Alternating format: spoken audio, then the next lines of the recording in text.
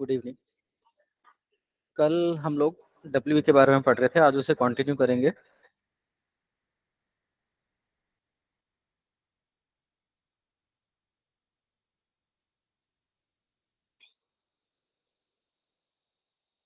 आज का जो प्लांट है वो है टेक्सास बकाटा। जितने भी पुराने प्रकार के रोग होते हैं, पुराना गठिया हो, सिर में दर्द हो, व्यक्ति बेहोश हो जाता हो। अब ये बेहोशी केवल बेहोश होने से संबंधित नहीं है, बात करते करते खो जाता हो, उससे भी संबंधित है। रात को पसीना ज्यादा आता हो, हाथ पैर गर्म हो जाते हो, हाथ पैरों में तलवों में जलन आती हो, लाली आ जाती हो, व्यक्ति को अपच हो, मिर्गी, ब्रोंकाइटिस, हिचकी, अस्थमा आदि की शिकायत हो, महिलाओं में स्थिन स्तन और डिम्ब ग्रंथियों की दिक्कत हो, कैंसर हो उनका, फेफड़ों के सेल्स का कैंसर हो, इनके उपचार के लिए इस रेमेडी का प्रयोग किया जाता है। विशेष रूप से इस दवा का जो प्रयोग है वो जो लगातार बलगमी खांसी या उल्टी बनती है, या शरीर में खुजली लगातार बनी रहे, ऐसी अवस्था में इस रेमेडी का प्रयोग करना चाहिए। पैर की उंगलियों में गाउट हो जाए, अकड़न जकड़न का दर्द हो, उस अवस्था में इसका प्रयोग किया जा सकता है। व्यक्ति अधीर रहता हो और सोचने में असमर्थ हो, यानी वो जल्दी जल्दी काम निपटाता हो पर उसके लिए सोचने का टाइम उसके पास ना हो, सिर में दर्द बना रहता हो, तनपटियों में दर्द हो, व्यक्ति तुरंत तनाव में आ जाए, अधीरता आ जाए, आंखों में खुजली चलती हो और दृष्टि धुंधली हो, तो ये टेक्सस के लक्षण होते हैं। पेट में सुई चुभने जैसा या तीखापन जैसा महसूस होता है। जैसे ही व्यक्ति कुछ खा लेता है, पेट की दिक्कतों में आराम आ जाता है।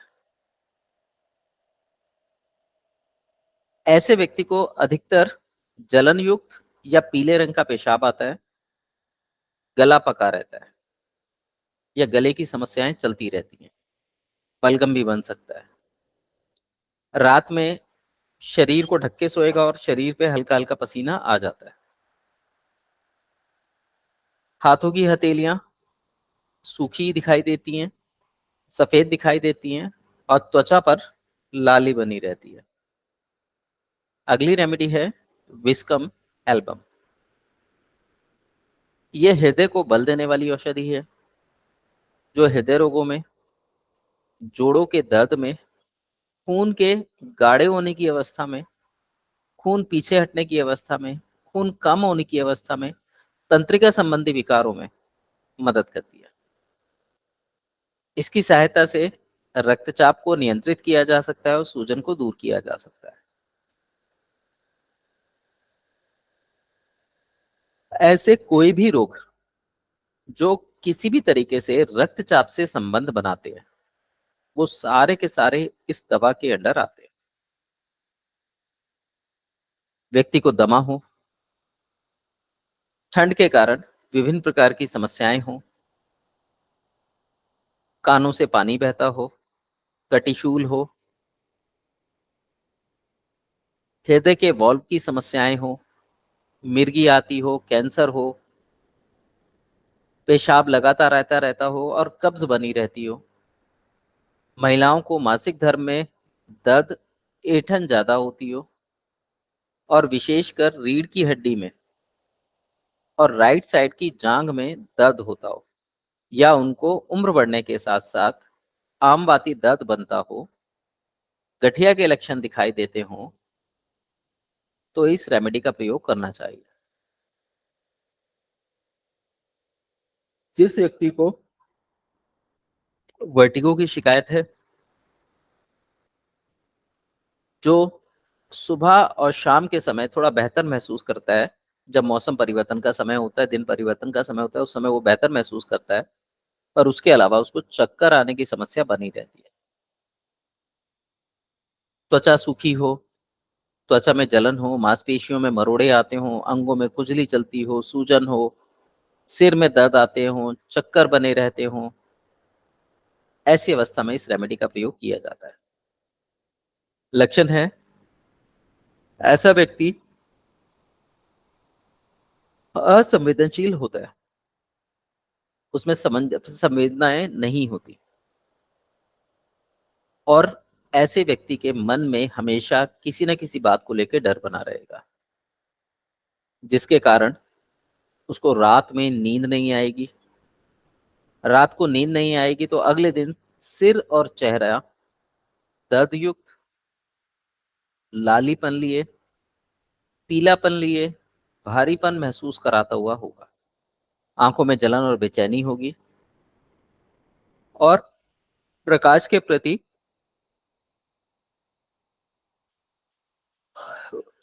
प्रकाश को सहन करने की क्षमता नहीं रख पाएगा, और नाक में सूखापन बना रहेगा। पेट में हाइपोगैस्ट्रियम रीजन में खुजली और गर्मी महसूस होगी। कमर में दर्द, कपकपी, ये महसूस होगा। मल और गुदा की बात करें तो मल में कठोरता होती है, खुजली चलती है, जहां जहां से मल निकलता है वहां वहां पेशेंट को खुजली महसूस होगी। गुदा में डंक मारने जैसा, जैसे कोई ततैया या सुई चुभ जाए, ऐसा आभास होता है। और जितनी ज्यादा खुजली बढ़ेगी, कब्ज की शिकायत उतनी बढ़ती चली जाती है। पेशाब पीला आता है, मात्रा में ज्यादा आता है, और जब ये व्यक्ति पेशाब कर देगा तो पेशाब में झाग ज्यादा दिखाई देंगे। इसके अलावा जब वो खड़े होकर पेशाब करता है तो पेशाब का पानी दूधिया सफेद रंग का होता है। महिलाओं में गर्भाशय फैल जाता हो, आकार में बड़ा हो जाता हो, एंडोमेटीरियम लेयर मोटी हो जाती हो, रक्तस्राव अधिक होता हो, पेट के निचले भागों में दर्द होता हो, जैसा कि मासिक धर्म में होता है,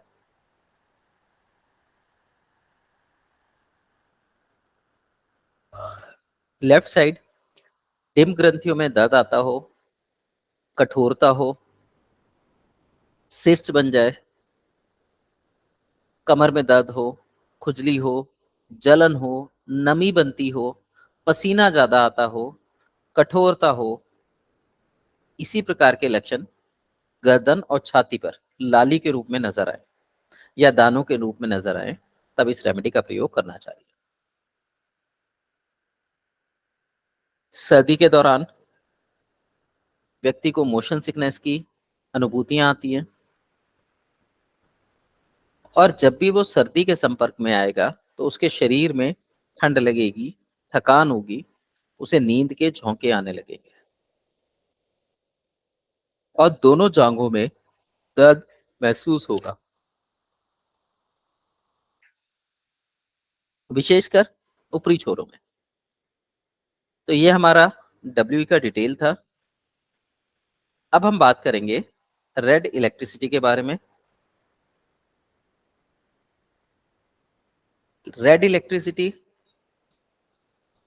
इसे हम दर्द की नसों को फैलाने की औषधि बोल सकते हैं। तो जितने भी दर्द हमारे शरीर में ठंड पड़ने के कारण उत्पन्न हो, या रक्त गाढ़ा का होने के कारण उत्पन्न हो, या रक्त पीछे हटने के कारण उत्पन्न हो, या वात बढ़ने के कारण उत्पन्न हो, ऐसे सभी रोगों में आरी का प्रयोग किया जा सकता है। इस रेमेडी को पॉजिटिव योग देने वाली बिजली बोला गया है, जिसका प्रभाव हमारे शरीर के उल्टे हाथ पर पड़ता है। जो हमारे मोटर नर्व्स, सेंसरी नर्व्स और जो हमारा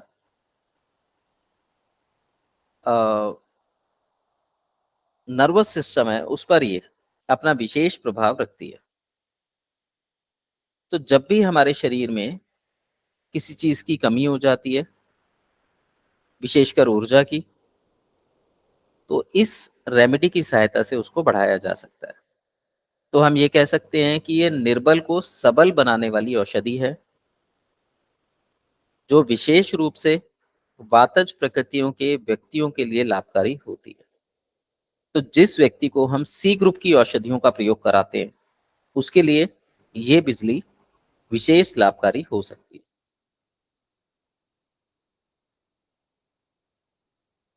इस औषधि को अमाशय पर, सिर में और नाभि पे चिपुड़ने से ये हमारी ऊर्जा में वृद्धि करने का काम करती है और शरीर में उत्तेजना, उष्णता और बल प्रदान करती है। तो ऐसे जो रोग जिसके अंदर शरीर में कमजोरी आ जाए, थकान लगे, अंग हिलने डुलने में असमर्थ हो, वहां पर इनका प्रयोग किया जाता है। जैसे लकवा हो गया, नपुंसकता हो गई, वात वेदना हो गई।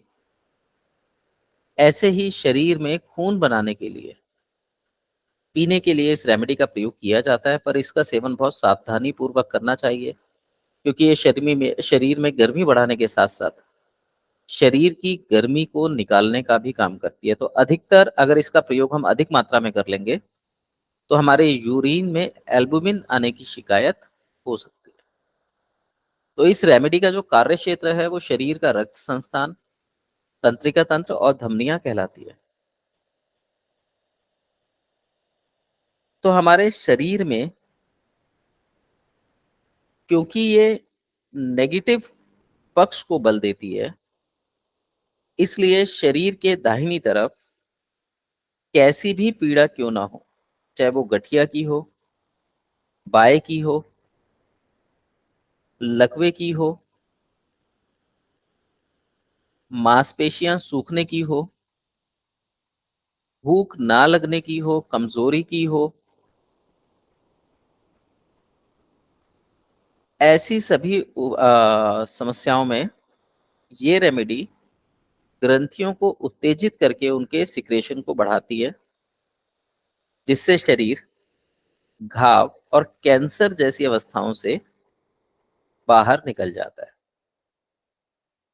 इस औषधि का प्राकृतिक गुण प्रदाह नाशक है, बलवर्धक है, उत्तेजक है और पीड़ा नाशक है। इस रेमेडी के बारे में हम ये भी कह सकते हैं कि जितनी भी समस्याएं जो क्रॉनिक से क्रॉनिक अवस्था में चली जाएं, जिनका लगभग इलाज संभव ना हो, ऐसी सभी अवस्थाओं में इस रेमेडी का प्रयोग किया जा सकता है। लाल बिजली का प्रयोग जो रस प्रकृति के व्यक्ति हैं, उनके लिए अति लाभकारी होगा एस ग्रुप के साथ।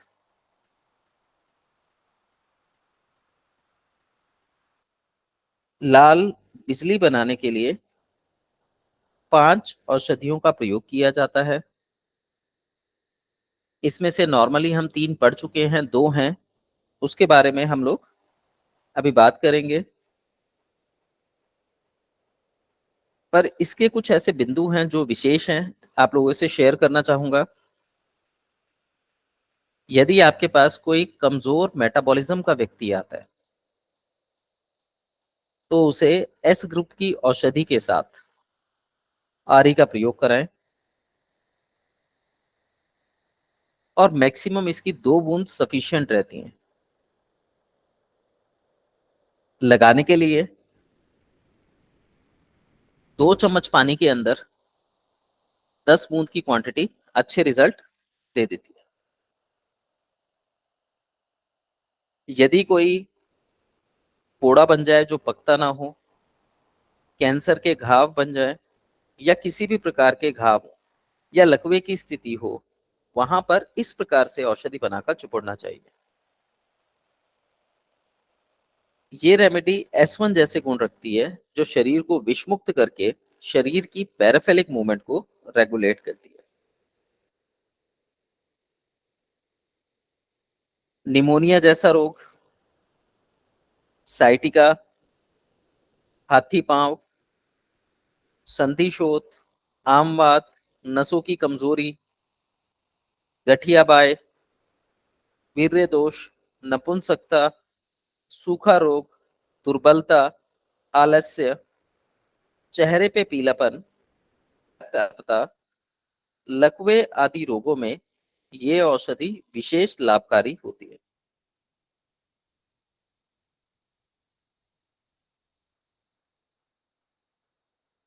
इस औषधि में जैसा मैंने बताया, ये 5 प्रकार के पौधे होते हैं, 5 वनस्पतियों से मिलकर बनी है। 3 वनस्पतियां हम पढ़ चुके हैं, तो अब 2 हैं, उनके बारे में बात करते हैं।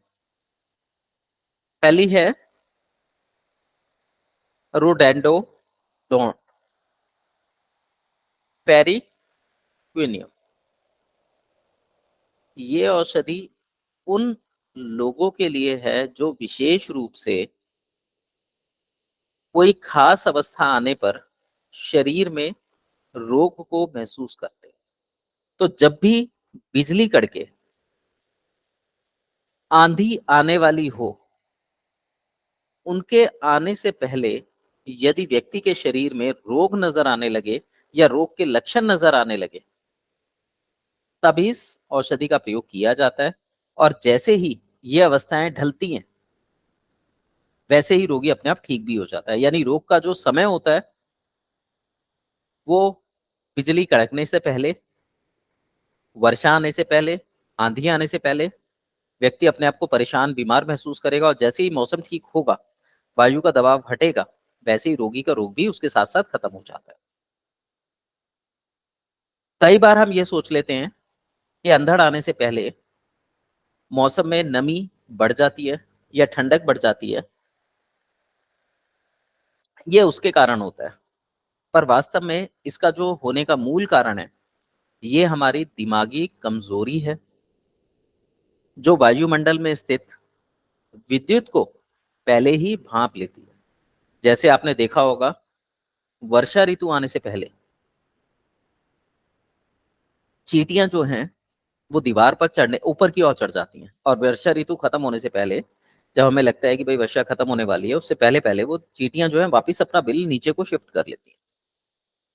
इसी तरीके से इस रोगी में भी सेम इसी प्रकार के लक्षण पाए जाते हैं। इसके अलावा और भी ऐसी कुछ औषधियां हैं, ऐसे और भी पौधे हैं जो ऐसे ही मौसम से अपना संबंध रखते हैं। जैसे वर्षा ऋतु में डलकामार है, अंधड़ और बिजली में रोडेंड्रोन है, नेट्रम, सल्फ, रस्टॉक्स, नक्स मैस्केटा, ये नम मौसम की औषधियां हैं। नेट्रम पास जब बर्फ पिघल रही होती है, उस मौसम की औषधि है, यानी बर्फीली जगहों की औषधि है। तो इस तरीके से ऐसी बहुत सी औषधियां हैं जो सिंगल रेमेडियल रूप में प्रयोग की जाती हैं। रोगी को गठिया हो, वात रोग हो, पेचिश की शिकायत रहती हो, सिर में अंगों में दर्द हो, जोड़ों में दर्द रहता हो, और ये सारी अवस्थाएं एक अवस्था विशेष आने से पहले हो जाए और बाद में वो ठीक अनुभव करे, जबकि उसे शारीरिक कमजोरी बनी रहे, तो इस रेमेडी का प्रयोग किया जाता है। इसके अंदर न्यूरोलॉजिकल दर्द को भी काउंट करते हैं। दूसरी है रोज मैरिनस ऑफिशियंसिलिस। इसका प्रयोग एक टॉनिक के रूप में किया जाता है। क्योंकि एक टॉनिक है, टॉनिक का प्रयोग हम कई कारणों से कर सकते हैं। इसी तरीके से इसका प्रयोग भी टॉनिक के रूप में किया जाता है। ये हमारी इम्यूनिटी को बढ़ाने का काम करती है। नॉर्मली हमारे जो मांसपेशियों में दर्द होता है वो गर्मी बढ़ने के कारण, या ये कह लीजिए इम्यूनिटी डाउन होने के कारण होता है, ये उसको खत्म करती है। इसीलिए जब हम आरी का प्रयोग करते हैं तो ये हमारे यूरिन में शरीर की गर्मी को निकालती है, जिसमें यूरिन के इन्फेक्शन होने जैसा अनुभव हम लोगों को होता है। जिन लोगों को पहले ही गर्मी की अधिकता हो या सेंगुनिया नेचर के हों, ऐसे व्यक्ति को इस रेमेडी का प्रयोग सावधानी पूर्वक करना चाहिए। तो टॉनिक के रूप में ये हमारे शरीर की मांसपेशियों को बल देती है, इम्यूनिटी बढ़ाती है, याददाश्त में सुधार करती है, हमारे रक्त संचरण को बैलेंस करती है, ल्यूकेमिया और स्तन कैंसर को ठीक करने में मदद करती है। तो हम ये भी कह सकते हैं कि ये एक एंटी ट्यूमर एजेंट के रूप में काम करती है। ये पौधा आयरन, कैल्शियम और विटामिन B6 के लिए एक बेहतरीन उपाय होता है, जो हमारे पाचन संस्थान, रक्त संस्थान, इनको ठीक करके हमारे शरीर को स्वस्थ करने का काम करता है। इस पौधे में एंटीऑक्सीडेंट गुण होते हैं, जिसकी वजह से जो सांस लेने में समस्या होती है, आपने कोरोना काल में देखा होगा कुछ लोगों को अपने आप सांस फूली और उसके बाद बेहोश होके गिर गए। कोरोना के बाद कुछ लोगों को ये शिकायत आई है कि जब भी वो पलंग पर लेटते हैं तो उनकी सांस फूल जाती है। तो यहाँ ऐसी अवस्था में इसका उपाय किया जा सकता है। जिस व्यक्ति की याददाश्त और एकाग्रता में कमी आ जाए, उसको ठीक करने का काम करती है, याददाश्त बढ़ाती है। इसलिए इसे हर्ब ऑफ मेमोरी भी कहा गया है। महिलाओं में गर्भाशय और रक्तस्राव के बाद उनको जो ऐंठन वाले दर्द होते हैं उनको खत्म करती है। जिस व्यक्ति की सांसें छोटी हों, तेजी से चलती हो, जिसके कारण नाड़ी अनियमित हो जाए, छाती, हाथ, पैर ठंडे हों, ऐंठन आ जाए, सिर में भारीपन या सुस्ती रहती हो, याददाश्त कम हो, ऐसी अवस्थाओं में इस रेमेडी का प्रयोग टॉनिक के रूप में किया जा सकता है। अब हम बात करेंगे वाई के बारे में।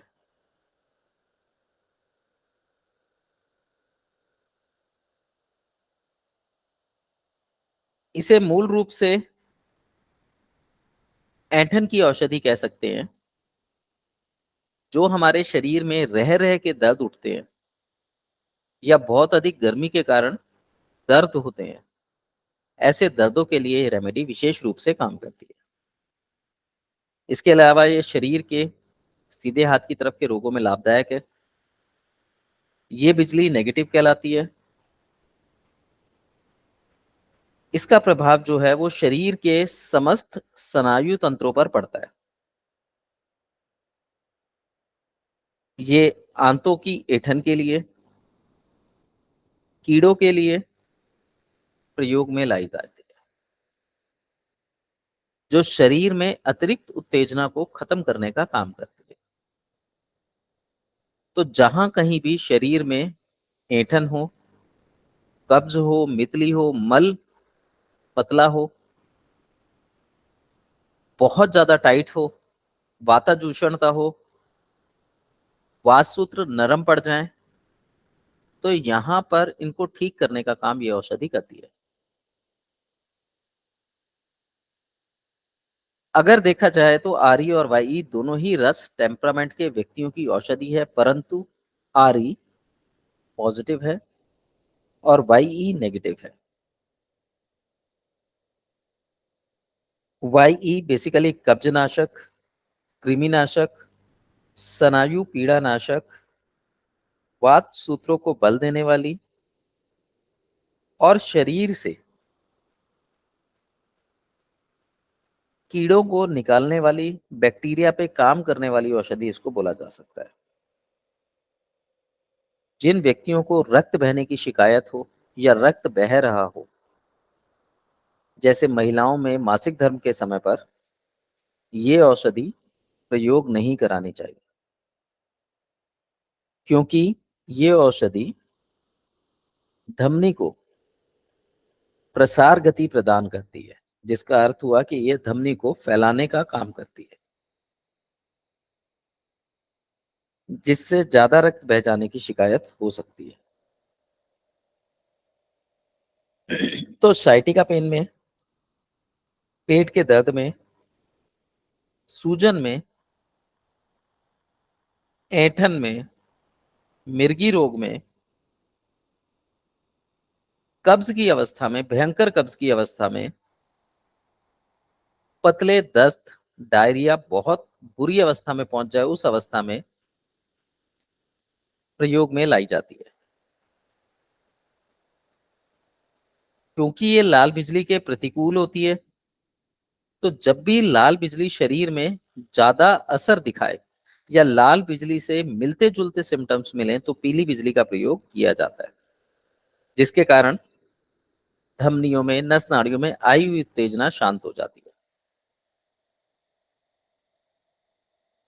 इसका प्रयोग गर्मी निकालने वाली औषधियां S5, C5, S2, C2, where 1, वेनीरियो, इनके साथ किया जाता है।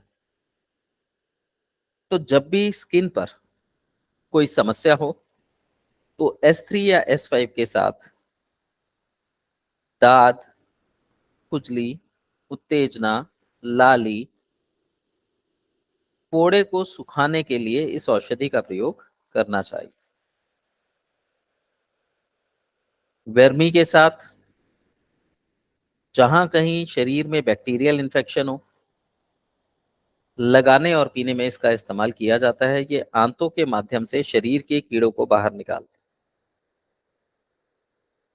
जब ऐसी अवस्था में पेट में दर्द हो, उल्टी, कै, वात पीड़ा, हैजा जैसे रोग नजर आते हो, तब इस रेमेडी का इस्तेमाल किया जाना चाहिए। नॉर्मली जो पुराने लेखक हैं उन्होंने ये बताया है कि जो व्यक्ति लंबे समय से कब्ज रोग से ग्रसित हो या कड़ी कब्ज हो,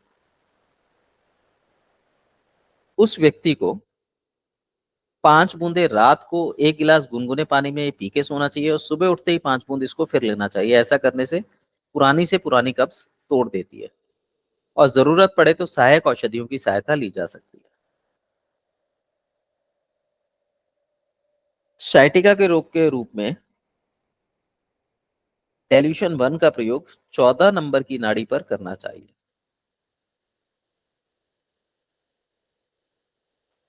वातत उत्तेजना बढ़ जाने पर, जब व्यक्ति बहकी बहकी बातें करने लगे, बात को सुनना ना चाहे, समझना ना चाहे, तो 1 से 3 बूंद तक रोगी को पिलाई जा सकती है। त्वचा रोग में सहयोगी औषधियां S5, S3, C5, इनके साथ वाई का मरहम लगाया जा सकता है।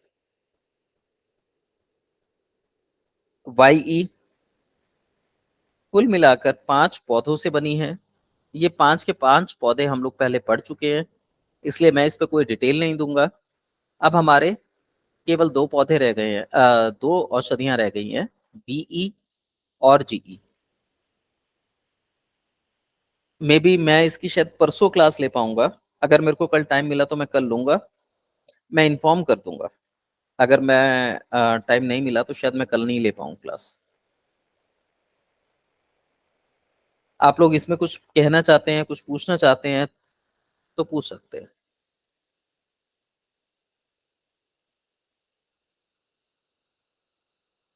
आप लोगों का कोई वाई, डब्ल्यू या आर को लेकर कोई एक्सपीरियंस हो, कुछ शेयर करना चाहते हो तो कर सकते हैं।